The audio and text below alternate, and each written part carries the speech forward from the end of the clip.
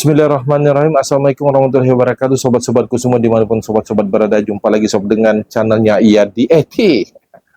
Baik sob, saya akan menanggapi ini banyak sekali ya di hari-hari ini di kolom komentar tentang filterisasi di tempat teman-teman ya. Ya banyak pertanyaan deh. Nanti kita akan bahas ya. Baik teman-teman semua, pertanyaan yang sering saya dapatkan di kolom komentar ya. Ini Bang atau Om, saya ini ada filternya dengan media-medianya sebagai berikut. Ini media bioring, media biobol, kemudian kapas gitu ya, tanpa ada media kimiawi. Itu artinya media mekanis ya, kapas tadi ya. Kemudian media biologis itu bioring dan biobol, tanpa ada media kimiawi. Bagaimana Om? Oke, teman-teman kita harus tahu dulu fungsinya ya. Fungsi daripada setiap media itu. Kalau media sering saya bahas di video-video saya sebelumnya, kalau media mekanis itu untuk penyaringan secara kasar, ya, penyaringan awal, begitu air masuk itu disaring secara seluruh, gitu ya, disaring secara kasarnya. Nah, begitu masuk air ke dalam filter, disaring dari media mekanis berupa kapas ataupun jatmat, kemudian baru airnya turun setelah lumayan bersih untuk ke media-media berikutnya seperti media biologis misalnya ya.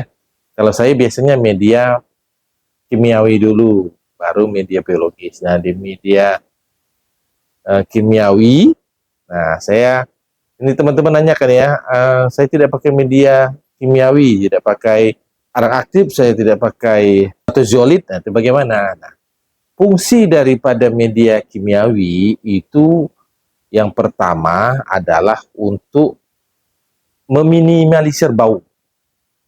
Kan kalau yang namanya kita memelihara ikan itu tetap ada baunya ya.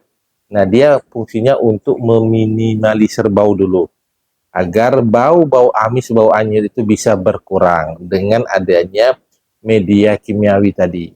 Kemudian juga dia berfungsi juga untuk termasuk menjernihkan air juga gitu ya.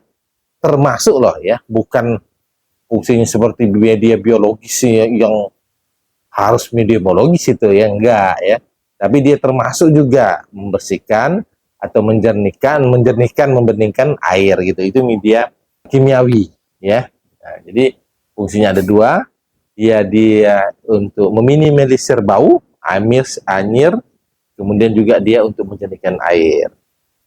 Kalau media biologis itu nah, sudah paten lah untuk dia menjernihkan air, karena kalau tidak ada media biologis susah buat buat bakteri pengurai untuk mencari tempat agar dia bisa berkoloni di situ ya, berkembang biak di situ dan bisa bekerja dengan baik, yaitu menjernihkan air. Jadi harus ada media biologis, itu harus ada.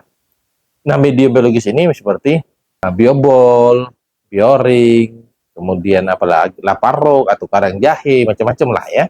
Dia biasanya ciri khasnya dia berongga-rongga ya, berongga-rongga artinya dia mempunyai tempat yang tersembunyi untuk bakteri baik atau bakteri pengurai berkoloni atau bertempat tinggal di situ ya. Makanya kalau pertanyaannya, Bang, kalau saya tidak ada media kimiawi, tidak apa-apa kah? Tidak apa-apa ya.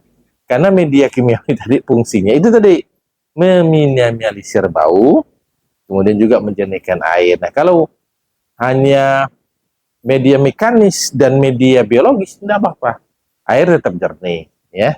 Cuman kadang-kadang kalau misalnya ada memang biasanya itu baunya terlalu menyengat gitu ya. Nah, itulah fungsi media kimiawi itu ada di situ gitu ya. Karena media biologis maupun media biologis tidak bisa meminimalisir bau ya.